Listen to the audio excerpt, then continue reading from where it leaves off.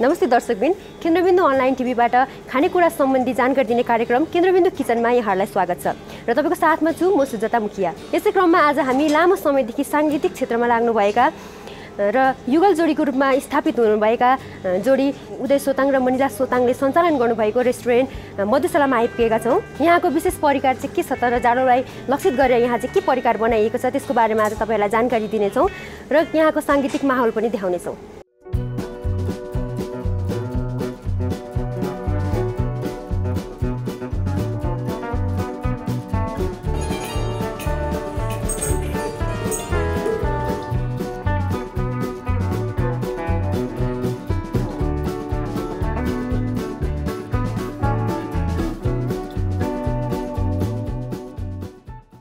नमस्ते। नमस्ते।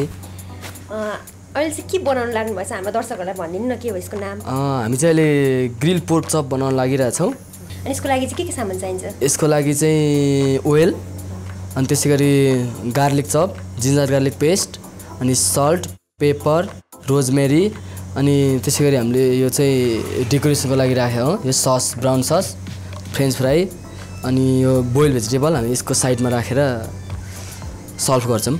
यो चाहिँ कतिजनालाई को लागि हो? एउटा चाहिँ यो चाहिँ 2 देखि 3 जनासम्मलाई हुन्छ। यो तपाईँले जुन काट्नु भएको छ नि यो मासुको पिस, यसरी घरमा पनि काट्न मिल्छ कि यो यस्तै पाउँछ बजारमा? यो बजारमा पनि किन्न पाइन्छ, आफूले ल्याएर बनाउन नि मिल्छ।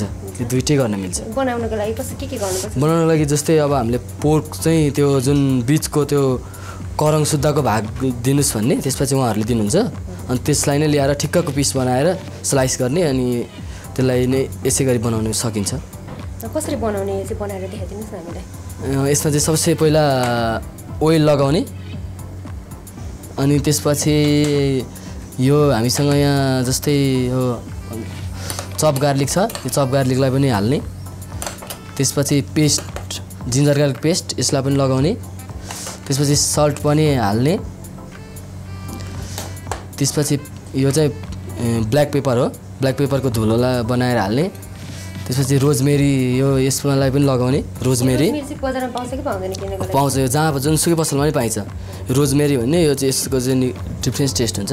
त्यस गरी यसलाई हामीले अब हजुर टेस्टको लागि मात्रै हालेको यो चाहिँ। अब त्यसपछि यसलाई हामीले मोल्ने, अनि मोलिसकिसकेपछि यसलाई लगभग 5 देखि 10 मिनट चाहिँ यत्तिकै छोपेर राखिदिने।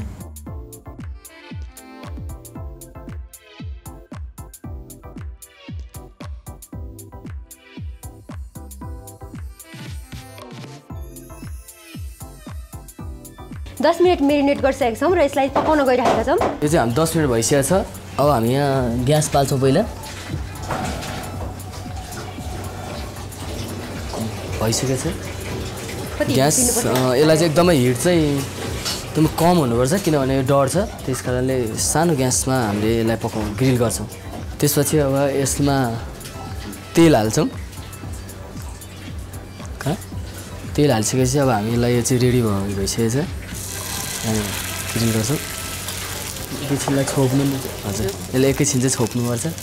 छोपिन्छ हुन्छ होला नि त अहिले। यो चाहिँ पोर्कको भर्कोले गर्दा पोर्क ग्रिल चप होइन। यसलाई चाहिँ चिकनको पनि बनाउन सकिन्छ, मटनको पनि बनाउन सकिन्छ होइन, फिसको पनि बनाउन सकिन्छ। हजुर सबैको भेजिटेबल आफ्नो स्वाद अनुसार बनाउन सकिन्छ होइन।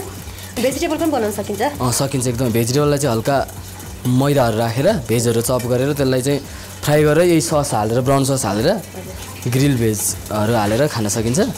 यो चाहिँ अब पोर्कलाई अनि फिस, चिकन चाहिँ सेम यसै गरी गर्ने हो, यसै गरी बनाउन सकिन्छ। अब यसलाई चाहिँ हामी फर्काउँछौँ।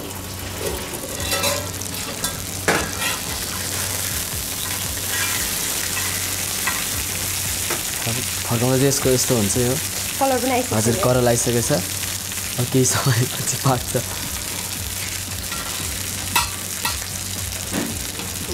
अब फेरि यसलाई छोप्नुपर्छ एकैछिन। यसलाई चाहिँ एकछिन छोप्छु मैले। अब यो अर्कोपट्टि पनि हजुर एकदमै चाँडो पाकेको भनेर हो। नछोपे पनि हुन्छ हुन त, तर अलिक ढिला हुने भएकोले छोपेपछि एकदम चाँडो पाक्छ। यसलाई चाहिँ हल्का चलाइरहनुपर्छ बेला बेलामा, किनभने यो डढ्छ। त्यस कारणले यसलाई चाहिँ पाक्ने अवधिभरि चलाइरहनुपर्छ।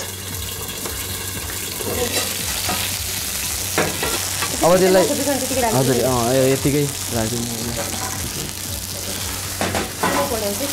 हुन्छ बिग्रियो नि छैन त्यसको अलिकति आगो बढी बनाउनु पर्दैन ठुलो पर्छ अलिक त्यस्तै अब आफूले गर्न नि सकिन्छ यो अब ठुलो सानो हल्का आफूले हेरिरहँदाखेरि अब टाइम नहुँदा चाहिँ यसलाई सानो बनाइदिएर अरू काम पनि गर्न सकिन्छ टाइम हुँदा चाहिँ यसलाई हल्का ठुलो सानो मिलाएर गर्ने यो आफै ग्रिल हुन्छ ग्रिल हुनलाई चाहिँ अलिकति यो मासु भएको कारणले केही समय लाग्छ अलिक कलरबाट पनि थाहा हुन्छ होला नि त पाक्यो हजुर थाहा हुन्छ एकदमै थाहा हुन्छ किनभने कलर चेन्ज भइसक्यो होइन रातो भइसक्यो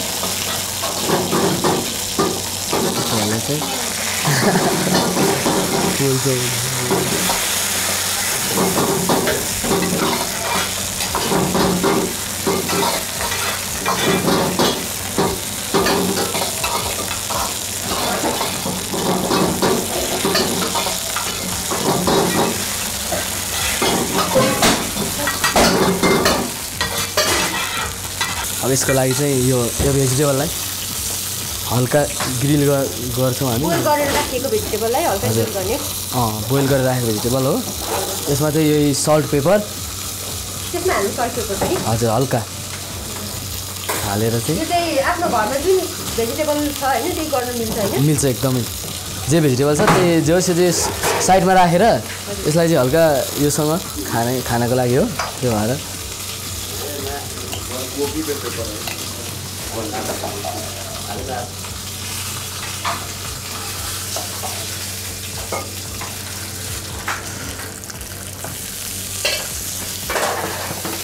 त्यसले नै हल्का चलाउने हो हजुर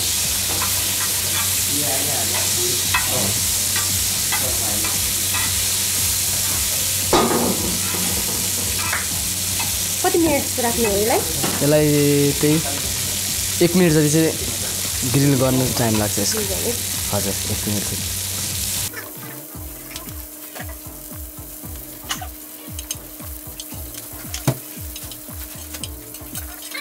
यो चाहिँ हामीले घरमा जुन भेजिटेबल छ त्यसको गर्दाखेरि मिल्छ है हजुर एकदमै घरमा हुने भेजिटेबलहरू अब यो जे भेजिटेबलहरूलाई हल्का नुन पेपर सल्ट हालिसकेपछि यसलाई हल्का जेमा ग्रिल गरिन्छ त्यसमा ग्रिल गर्ने त्यसको कलर चेन्ज भइसक्यो भयो हो हजुर अब यो हुनै लागिसक्यो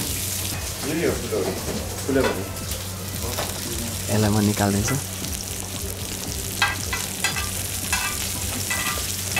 त्यसको लागि चाहिँ हाम्रो त्यो रेडी भइसक्यो होइन हजुर यो चाहिँ अब हाम्रो ग्रिल भेजिटेबल र ग्रिल पोर्क चप चाहिँ रेडी भइसक्यो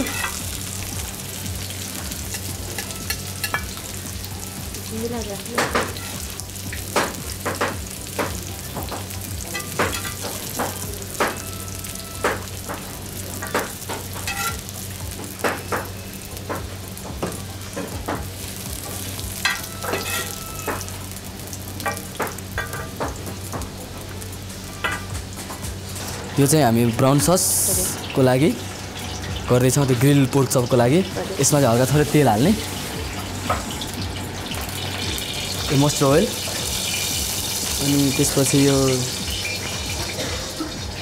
लसुनलाई चाहिँ थोरै पड्काउने गार्लिक पेस्ट हजुर गार्लिक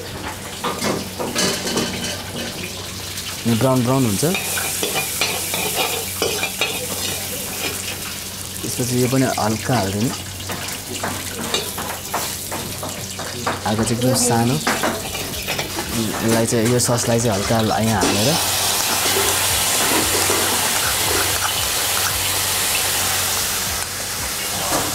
त्यसपछि यो सल्ट अनि यो पेपर हजुर भइहाल्यो यो खासै यसलाई यति नै गर्ने ब्राउन सस चाहिँ घरमा बनाउन मिल्छ कि मिल्छ यसलाई हल्का कसरी बनाउने यो चाहिँ हल्का तेलमा हल्का मैदालाई हल्का भुट्ने मैदालाई हजुर अनि त्यसपछि सल्ट पेपरहरू हाल्ने त्यही नै हो पकाउने हजुर त्यसरी नै बनाउनु घरमा बनाउनको लागि चाहिँ खास यो अब यहाँ बनाउनको लागि चाहिँ यसलाई भइसक्यो यो बनाउनु रेडी भइसक्यो अब यसलाई चाहिँ त्यसको माथिबाट राखेर अनि गर्नुपर्छ हस् जस्तो पनि अहिले चाहिँ हाम्रो पोर्क ग्रिल चप चाहिँ रेडी भइसकेको छ र यसलाई चाहिँ हामी डेकोरेट गर्न गइरहेछौँ एकदमै यसलाई चाहिँ यो चाहिँ सलाद पत्ता हो यो चाहिँ हामीले यो राखेर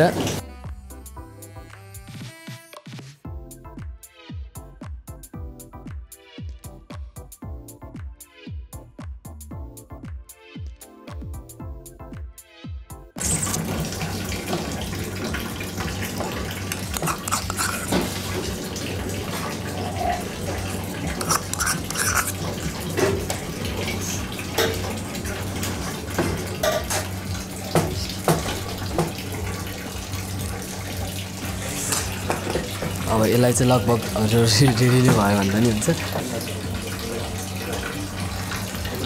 पोर्क ग्रिल चप चाहिँ रेडी भइसक्यो होइन यसलाई चाहिँ एकदम तातो तातो खाँदा चाहिँ एकदमै मिठो हुन्छ